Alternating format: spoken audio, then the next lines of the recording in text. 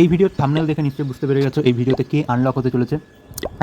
আজকে কাকে আনলক করতে চলেছি, কিন্তু সেটা করার আগে আমাকে আরেকজনকে আনলক করতে হবে, সেটা হচ্ছে আর্চার। কারণ জায়েন্ট, যেমন তোমরা জানো, 3 নম্বর লেভেল অফ ব্যারাক্সে আনলক হয়, কিন্তু সেটা করার আগে যেহেতু 2 নম্বরটাকে আনলক করতে হবে, মানে আর্চারকে আনলক করতে হবে, তার জন্য প্রথমে আমি আর্চারকে আনলক করে নিলাম।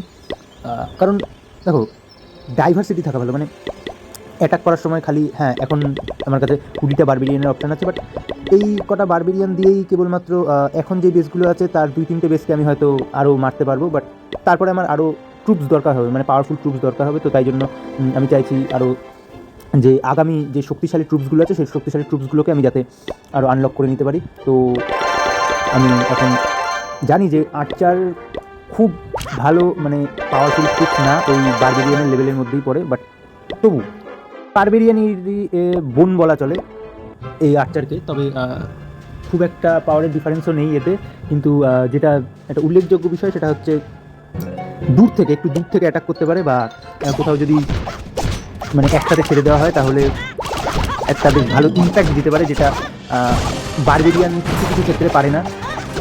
সেটা আগে আমরা কিছু পরবর্তী কয়েকটা ভিডিওতে দেখে নেব, যত আগে বাড়তে থাকবে ভিডিওগুলো। তো তার সঙ্গে আমি আরও কিছু যুদ্ধ করে নিচ্ছি যে দেখতে যে এই দুটোর মধ্যে পার্থক্য বা ডিফারেন্স বা এদের পাওয়ার লেভেলে। এই যেমন ধরো, এই আর্চার কিছুটা দূর থেকে যেমন ফায়ার করতে পারে, আর্চার এটা করতে পারে, কিন্তু বারবেরিয়ানকে ঠিক সেই জায়গাতে গিয়েই তার যে সামনে যে মনুমেন্টটা থাকে বা যে বিল্ডিংটা থাকে সেটাকে ডিস্ট্রয় করতে হয়। তো এই কারণে আর্চারের একটা প্লাস পয়েন্ট আছে, কিন্তু ওই দুটো গুলিতেই এরা পকার পার হয়ে যায়। তো বারবেরিয়ানদেরই তখন পাওয়ার, খুব একটা বেশি পাওয়ারের ডিফারেন্স নেই।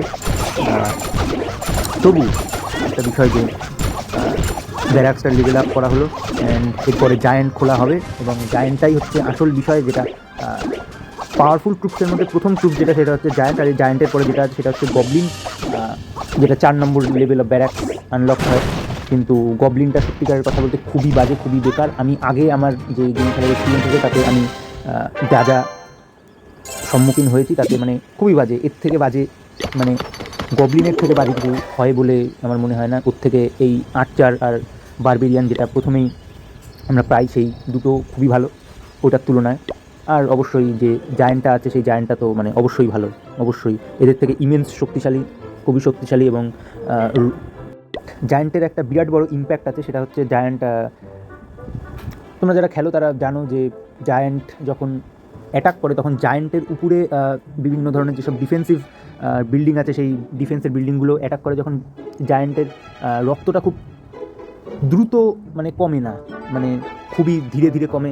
এই লেভেলে ধীরে ধীরে কমে, কিন্তু তারপর যখন ধীরে ধীরে যখন আরও বড় বড় বেসগুলোকে অ্যাটাক করতে হয় তখন দ্রুতই কমে। বাট এখন এই আন্দাজে এই যে ছোটো ছোটো বেসগুলো, এইগুলো অ্যাটাক করার ক্ষেত্রে জায়েন্টটা খুবই কার্যকরী, খুবই বলবান, দেহ অত্যন্ত বড়, দেখে বোঝা যায়।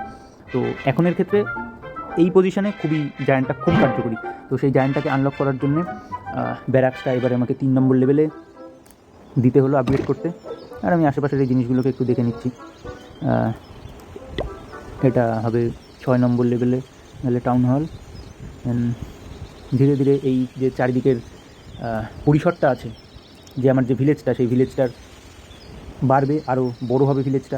আর সেই সব দেখতে গেলে তোমাদেরকে আমার এই চ্যানেলটার সাথে যুক্ত থাকতে হবে, সাবস্ক্রাইব করো, এবং ভালো লাগলে লাইক করবে, এবং কমেন্ট করে জানাও যে ভিডিওগুলো কেমন লাগছে। এবং ধীরে ধীরে আরও যখন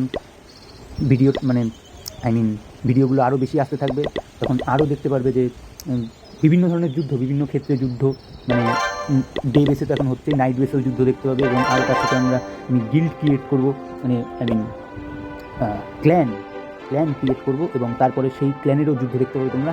এই সব কিছু দেখতে চাইলে তোমাদেরকে সাবস্ক্রাইব করে রাখতে হবে। তো এর সঙ্গে সঙ্গেই আমাদের 3 নম্বর লেভেল আমরা ব্যারাক্সে আপগ্রেড করে ফেলেছি, এবং এখন আমরা যাব জায়ান্টকে নিয়ে যুদ্ধে। তো প্রথম যুদ্ধটা করার পরই তোমরা বুঝতে পেরে যাবে যে এই জায়ান্ট কতটা শক্তিশালী, কতটা এর পাওয়ার, কতটা গুলি বা যে আশেপাশের যে বিল্ডিং যত কতটা অ্যাটাক্সে নিজের উপর নিতে পারে সেগুলো তোমরা বুঝতে পেরে যাবে। আর অবশ্যই 20টা স্পেস আছে আমার কাছে, এর থেকে বেশি স্পেস নেই। তো এখানে আমাকে যেটা করতে হলো সেটা হচ্ছে দুটোই কেবলমাত্র আমি জায়ান্ট নিতে পেরেছি, এর থেকে বেশি নেওয়া সম্ভব হচ্ছে না। আর বাদ বাকি 5টা বারবেরিয়ান, 5টা আর্চার, তো এই নিয়ে যুদ্ধে নামতে হচ্ছে। তো এর মধ্যেই বুঝতে পেরে যাবে যে ওই বেসটা ঠিক মনোভূত হচ্ছে না। তো দেখা যাক, প্রথমে একটা বেস, যেই বেসটায় একটা ভালো পরিবেশ, সেই পরিবেশটাকে অ্যাটাক করে আমরা এখান থেকে বেশ কয়েকটা কয়েন পাবো। যদিও কয়েনের ওপর এখন আঁকা বাঁকা এখনই কয়েনের উপর আর দেখা হচ্ছে না রাখাটা, কিন্তু আমরা এখন আমাদের এই যে বেশি করে বলতে গেলে যে জায়ান্ট, সেই জায়ান্টের পাওয়ার আমরা এখনো পর্যন্ত যেটা বুঝতে পারছি সেটা হচ্ছে জায়ান্টটাকে আনলক করে কাজে দিয়েছে। কারণ পরিষ্কার দেখা যাচ্ছে যে জায়ান্ট কতটা পাওয়ারফুল করে এই অন্ততপক্ষে এই সিচুয়েশানে, যেখানে খুব একটা বেশি বিল্ডিংগুলো ডিফেন্সিভ ক্ষেত্রে বেশি অ্যাটাক করতে পারে।